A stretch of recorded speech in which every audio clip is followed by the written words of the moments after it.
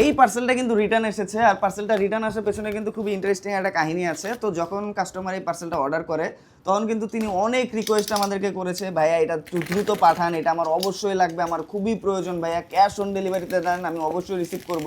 কিন্তু delivery man যখন পার্সেলটা নিয়ে যায় তখন কাস্টমারকে কলেই পাওয়া যায় না।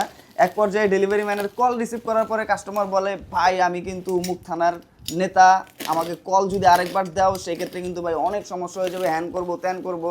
এবং আমরা যখন ভেরিফাইয়ের জন্য কল করি তখন কাস্টমার জাস্ট আমাদের কল রিসিভ করে বলে, ভাই ক্যান্সেল করে দেন। কিন্তু ঘটনা হচ্ছে যে নেতা সাহেব, আপনি যে পার্সেলটা অর্ডার করেছেন এটা কিন্তু আপনি ক্যাশ অন ডেলিভারিতে নিয়েছেন, আমরা কিন্তু এটাতে কোনো অ্যাডভান্স নেইনি।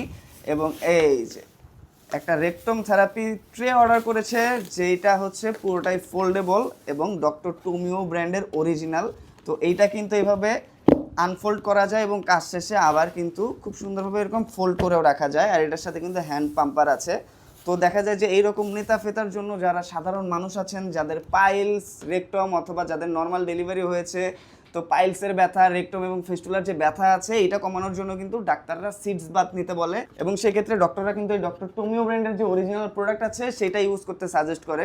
তো এইসব নেতা ফেতার জন্য কিন্তু সাধারণ যারা মানুষ আছেন, যাদের এই সমস্যাগুলো আছে, তারা ক্যাশ অন ডেলিভারিতে পরবর্তীতে আমাদের কাছ থেকে প্রোডাক্টগুলো পায় না। তো এখন এইসব নেতাদেরকে কিছু বলে লাভ নেই, তবে আপনারা দেখে রাখেন যেখান থেকে নেবেন অবশ্যই ডক্টর টুমিও ব্র্যান্ডেরটা নেবেন, এবং এটাতে কিন্তু এইরকম একটা কিউআর কোড দেওয়া থাকে, যেটা স্ক্যান করলে আপনারা খুব ইজিলি বুঝতে পারবেন যে প্রোডাক্টটা 100% অথেন্টিক কিনা। তো যেখান থেকে নেন না কেন এই যে লোগো এবং স্ক্যানার দেওয়া আছে কিনা এইটা একটু দেখে নেবেন, তাহলে কিন্তু অরিজিনাল প্রোডাক্ট পাবেন।